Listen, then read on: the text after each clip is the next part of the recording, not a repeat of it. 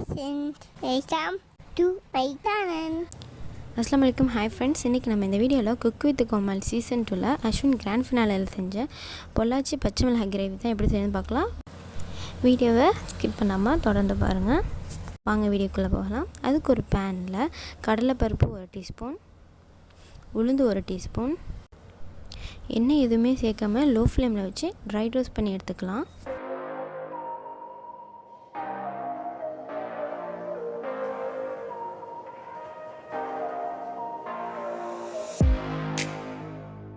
நல்லா பொன்னிறமான கலர் வர வரைக்கும் வறுத்துட்டு கடைசியாக ஒரு 1/4 டீஸ்பூன் அளவுக்கு வெந்தயம் சேர்த்து அதை நல்லா வறுத்து எடுத்துடலாம்.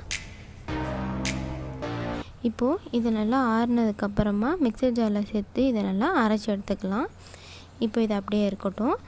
நெக்ஸ்ட்டு அதே பேனில் 2 டீஸ்பூன் அளவுக்கு நெய் சேர்த்துக்கோங்க.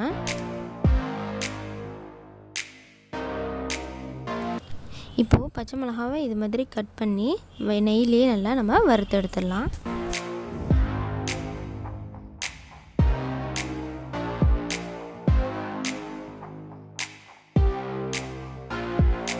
அவ்வளோதான்.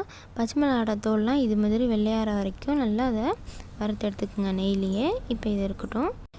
இப்போது அதே பேனில் மேலும் 1 டீஸ்பூன் நெய் சேர்த்துக்கோங்க. இப்போது கடுகு 1 டீஸ்பூன், இப்போது காஞ்ச மிளகாய் 1 சேர்த்துக்கோங்க. நெக்ஸ்ட்டு கருவேப்பிலை, இது நல்லா இது மாதிரி வறுத்துக்கலாம். நெக்ஸ்ட்டு ஒரு வெங்காயத்தை இது மாதிரி கட் பண்ணி இதில் ஆட் பண்ணிக்கோங்க. இப்போது வெங்காயத்தை நல்லா நம்ம வதக்கிடலாம்.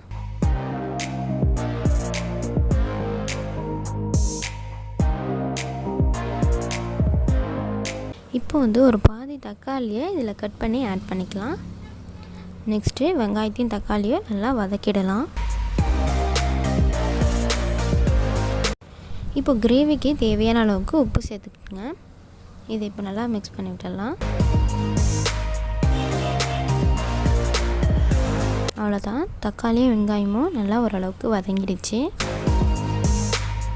இப்போது நம்ம அறுத்து வச்சிருந்த பச்சை மிளகாவை இதில் இப்போ ஆட் பண்ணிடலாம்.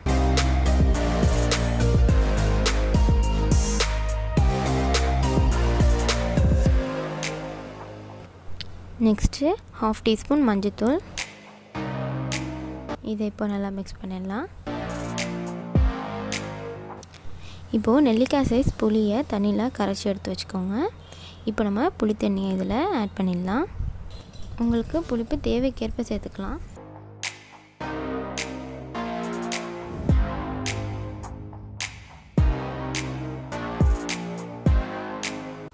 இப்போது கிரேவி நல்லா கொதிச்சு வருது. இப்போ நம்ம அரைச்சி வச்சிருந்த பவுடரில் தேவையான அளவுக்கு தண்ணி சேர்த்து அதை நல்லா கரைச்சி வச்சுக்கிட்டு இப்போ ஆட் பண்ணிடலாம் கிரேவியில். அவ்வளோதான். இது நல்லா இது மாதிரி கலந்து விடுங்க. இப்போ நம்ம அரைச்ச பவுடர் இதில் ஆட் பண்ணதுலேயே கொஞ்சம் கட்டி பிடிக்கிற மாதிரி இருந்துச்சுன்னா நீங்கள் தண்ணி சேர்த்து அதை நல்லா கரைச்சி விட்டுக்கோங்க. நெக்ஸ்ட்டு இதை நல்லா கலந்து விட்டதுக்கப்புறமா லாஸ்ட்டாக 1 டீஸ்பூன் அளவுக்கு சர்க்கரை சேர்த்துக்கோங்க. அவ்வளோதான். இதை நல்லா மிக்ஸ் பண்ணி கலந்து விட்டுடுங்க. அவ்வளோதான். கிரேவி ஒரு 2 நிமிஷம் போல் கொதிக்கிட்டோம். அதை நல்லா இது மாதிரி மிக்ஸ் பண்ணி விட்டுடுங்க. அவ்வளோதான் ஃப்ரெண்ட்ஸ், நம்மளோட டேஸ்டியான பொள்ளாச்சி பச்சை மிளகாய் கிரேவி ரெடி ஆகிடுச்சு. இந்த ரெசிபி உங்களுக்கு ரொம்ப பிடிச்சிருக்க நம்புகிறேன். இந்த ரெசிபி உங்களுக்கு பிடிச்சிருந்துச்சுன்னா நம்ம வீடியோவை லைக் பண்ணுங்கள். நீங்களும் உங்கள் வீட்டில் ட்ரை பண்ணி என்ஜாய் பண்ணிட்டு உங்களோட ஃபீட்பேக்ஸை மறக்காமல் கமெண்ட் பாக்ஸில் சொல்லுங்கள். நம்ம சேனல் வீடியோஸை உங்கள் ஃப்ரெண்ட்ஸ் அண்ட் ஃபேமிலிக்கு ஷேர் பண்ணி சப்போர்ட் பண்ணுங்கள். நம்ம சேனல் புதுசாக பார்க்குறவங்க இது வரைக்கும் சப்ஸ்கிரைப் பண்ணாமல் இருக்கவங்க சப்ஸ்கிரைப் பண்ணிட்டு பக்கத்தில் உள்ள பெல் ஐக்கானையும் ப்ரெஸ் பண்ணிக்கங்க. அப்போ தான் நம்ம போகிற வீடியோ மிஸ் பண்ணாமல் பார்க்கலாம். Bye. Thank you.